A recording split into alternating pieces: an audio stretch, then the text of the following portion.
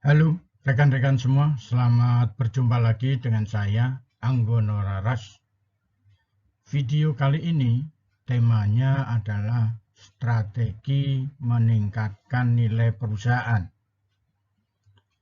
Materi ini tercantum pada pertemuan ke-13 Manajemen Pemasaran Strategik.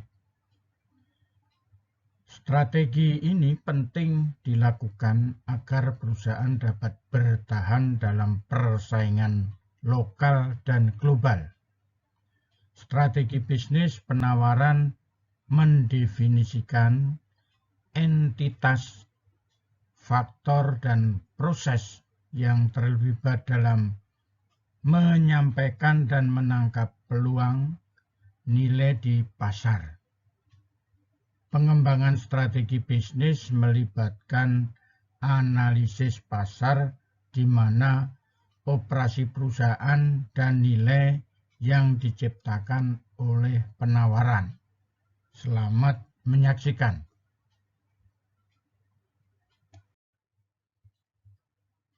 Tujuan dari strategi bisnis adalah untuk menggambarkan proposisi nilai yang berkelanjutan, itu mengoptimalkan nilai untuk variabel yang relevan di pasar tertentu. Perusahaan, pelanggan, dan kolaboratornya merupakan komponen utama strategi bisnis. Proposisi nilai untuk masing-masing variabel bentuknya adalah strategi dan taktik. Strategi mengidentifikasi pasar, tempat perusahaan beroperasi, mendefinisikan pertukaran nilai antara variabel pasar utama, dan menguraikan cara-cara di mana penawaran akan menciptakan nilai peserta yang relevan di pasar. Sementara itu, yang dimaksud dengan taktik adalah menjelaskan serangkaian aktivitas, biasanya disebut sebagai bauran pemasaran atau marketing mix, yang digunakan melaksanakan strategi tertentu dengan merancang, mengkomunikasikan, dan menyampaikan secara spesifik penawaran pasar. 4 aspek model strategi bisnis. Mendefinisikan model strategi bisnis suatu penawaran melibatkan mengartikulasikan 4 aspek utamanya, termasuk pasar sasaran dan strategi penciptaan nilai untuk masing-masing variabel yang relevan, yaitu pelaku pasar, pelanggan sasaran, perusahaan, dan kolaboratornya. Pasar sasaran yang dilayani oleh suatu penawaran ditentukan oleh 5 faktor utama: mentargetkan pelanggan, kolaborator, perusahaan, pesaing, dan pasar kontak. Model strategi nilai pelanggan menguraikan cara di mana penawaran yang diberikan menciptakan nilai bagi pelanggan target atau pelanggan yang dijadikan target. Model strategi nilai kolaborator menguraikan cara yang digunakan penawaran yang diberikan untuk menciptakan nilai bagi kolaborator perusahaan. Sementara model strategi nilai perusahaan menguraikan cara-cara di mana penawaran yang diberikan menciptakan atau menangkap nilai bagi perusahaan. 4 aspek model strategi bisnis adalah pasar sasaran, model strategi nilai pelanggan, model strategi nilai kolaborator, dan strategi nilai perusahaan. Digambarkan seperti yang ada di layar.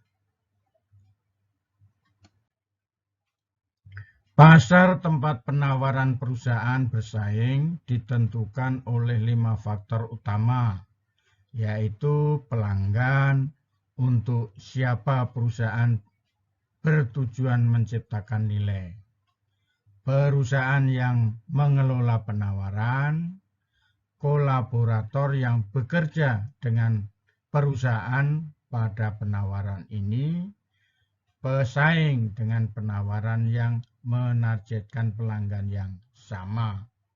Sementara itu, konteks perusahaan terkait dengan kelima faktor yang menentukan pasar sasaran ini, sering disebut 5C.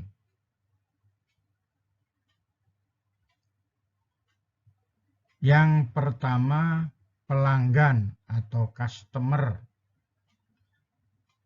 Mengidentifikasi pelanggan sasaran melibatkan yang pertama, mendefinisikan nilai yang dicari dan dibuat oleh pelanggan. Kemudian yang kedua, mengidentifikasi profil pelanggan. Dengan demikian, identifikasi pelanggan sasaran melibatkan beberapa aspek. Yang pertama, nilai potensi, di mana nilai potensi ini menguraikan nilai yang dapat dibuat oleh pelanggan perusahaan dan dapat melibatkan faktor-faktor seperti ukuran pasar, tingkat pertumbuhan, pendapatan sekali pakai, dan loyalitas merek. Berikutnya yang kedua, nilai driver, menguraikan manfaat dan biaya relevan yang memandu pelanggan pilihan. Kemudian profil demografis, mendefinisikan karakteristik deskriptif dari target pelanggan, termasuk usia, jenis kelamin, pendapatan, tingkat pendidikan, etnis, kelas sosial, tahapan dalam siklus hidup, status pekerjaan, ukuran rumah tangga, dan lokasi geografis. Kemudian ada juga profil perilaku. Profil perilaku ini mendefinisikan aspek kunci dari pelaku target pelanggan, termasuk apakah mereka telah membeli penawaran perusahaan di masa lalu, perilaku pembelian mereka, yaitu volume, frekuensi, loyalitas, dan mereka melakukan pencarian informasi. Selanjutnya tentang perusahaan. Perusahaan ini untuk mengidentifikasi yang melibatkan definisi struktur organisasi dan sumber daya yang mengelola penawaran. Dalam kasus organisasi yang mengelola portofolio berbagai penawaran, istilah perusahaan berdasarkan pada unit organisasi tertentu, sering disebut sebagai strategi bisnis unit atau SBU yang mengelola penawaran. Selanjutnya pesaing.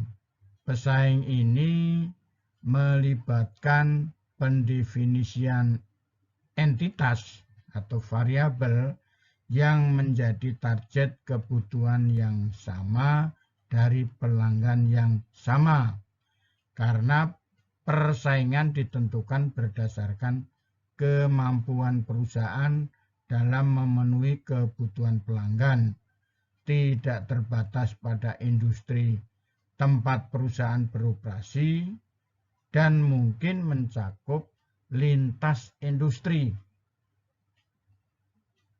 Dengan demikian, kompetitif analisis mengidentifikasi pesaing khusus industri dan lintas industri. Kolaborator. Kolaborator ini adalah bagaimana mengidentifikasi yang melibatkan pendefinisian variabel pemasok, variabel pemasok, produsen, distributor, organisasi penelitian dan pengembangan, serta penyedia layanan, yaitu mitra dengan perusahaan untuk menciptakan nilai bagi pelanggan target. Kemudian konteks. Konteks ini adalah mengidentifikasi konteks melibatkan pendefinisian aspek-aspek yang relevan dari lingkungan tempat perusahaan beroperasi. Secara spesifik, ada 6 aspek lingkungan yang berpotensi penting dalam menentukan target pasar. Konteks ekonomi, faktor ekonomi yang relevan, seperti pertumbuhan ekonomi, jumlah uang yang beredar, inflasi dan suku bunga, konteks bisnis, aspek yang relevan dari lingkungan pasar, seperti munculnya model bisnis baru, perubahan dalam struktur pasar, misalnya fragmentasi, perubahan keseimbangan kekuasaan antara variabel pasar, misalnya produsen dan pengecer, dan akses ke informasi. Konteks teknologi, aspek teknologi yang relevan dari lingkungan, seperti munculnya pengembangbiakan baru teknologi atau pengembangan teknologi. Konteks sosiokultural, aspek sosiokultural yang relevan dari lingkungan. Contohnya tren demografis, sistem nilai dan perilaku. Kemudian konteks regulasi, aspek regulasi lingkungan yang relevan, misalnya seperti tarif impor-ekspor, pajak, pengaturan harga dan komunikasi, serta kebijaksanaan atau kebijakan perlindungan paten atau merek dagang. Selanjutnya tentang konteks fisik. Aspek yang relevan dari lingkungan fisik seperti sumber daya alam, iklim, dan kondisi geografis. Contoh analisis pasar sasaran dari hasil diskusi sebelumnya. Yang pertama, kita bagi menjadi 2 kolom. Yang pertama pasarnya, yang kedua kunci atributnya.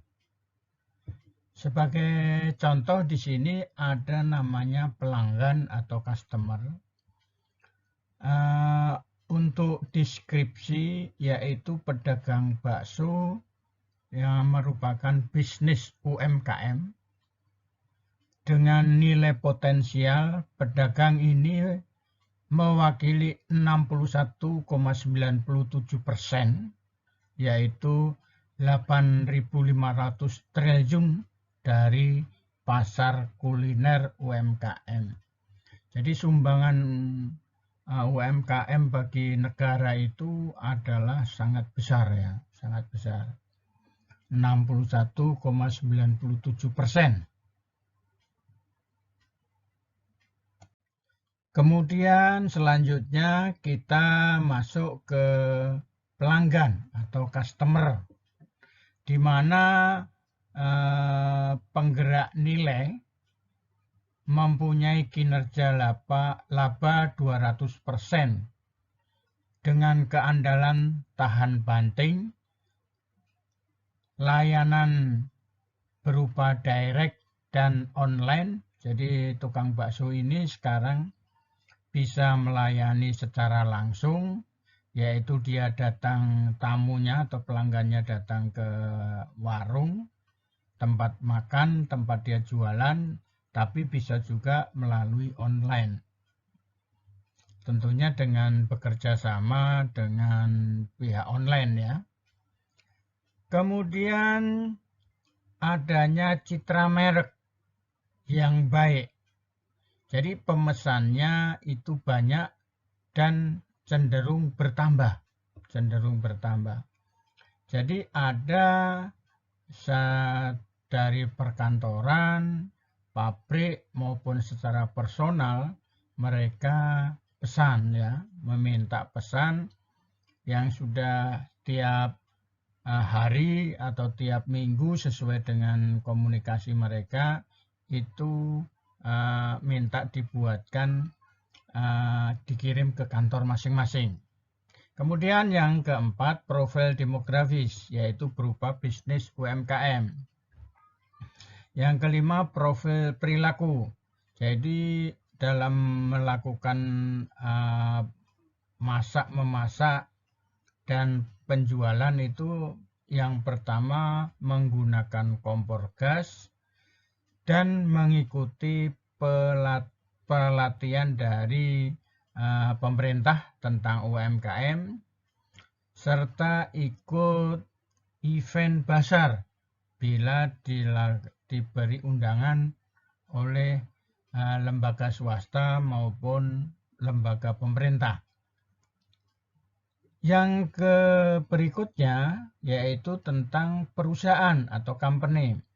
Company namanya Miyamin Ibu Kenny yang berlokasi di komplek perumahan dan kemudian lokasinya di daerah Tangerang, di kota Tangerang. Selanjutnya kita melihat dari sisi pesaing atau kompetitor. Mie ayam gurih yang ada di daerah situ, kemudian warung bakso dan mie Korea. Nah, semuanya ada di sekitar perumahan tempat Miyamin Ibu Kenny ini jualan. Selanjutnya kita melihat kolaboratornya atau kolaborator, yaitu adanya supplier ceker ayam, daging ayam, orange, kerupuk kulit, dan lain sebagainya. Jadi dari mie ayam ini sudah mempunyai supplier yang mereka ada yang datang dan kita ada yang pergi ke pasar.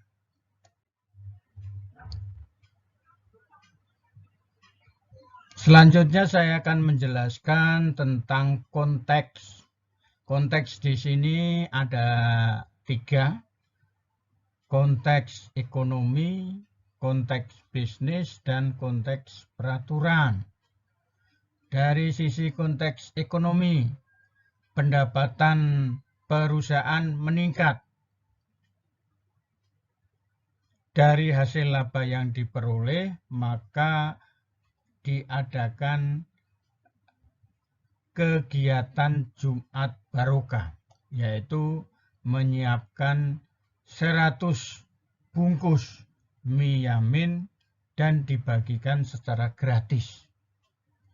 Baik itu di lokasi warung ya, maupun ada diedarkan di tempat-tempat strategis. Kemudian dari hasil keuntungan, pihak perusahaan juga bisa membeli alat transportasi untuk kegiatan operasional. Kemudian konteks bisnisnya bahwa setiap hari manusia membutuhkan makan, maka dengan dalil yang seperti itu ternyata benar. Artinya warung mie yamin ini setiap hari itu selalu dipenuhi oleh para pengunjung, baik yang membeli secara langsung makan di tempat, tapi juga bisa yang secara online karena dia sudah mempunyai pelanggan tetap. Setiap hari minta dikirim sekitar 150 bungkus ya mie yamin ini. Selanjutnya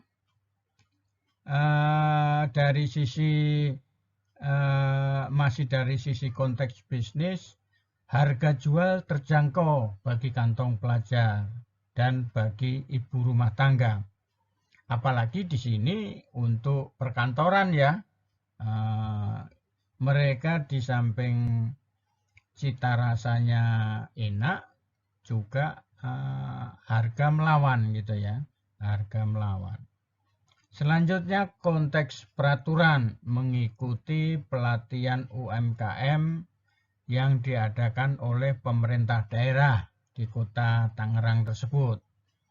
Kemudian menjadi ini ya merek kebanggaan nih yang diberikan pengakuan dari pemerintah daerah. Baik rekan-rekan semua, mudah-mudahan informasi ini bermanfaat. Jangan lupa subscribe, share, dan terima kasih.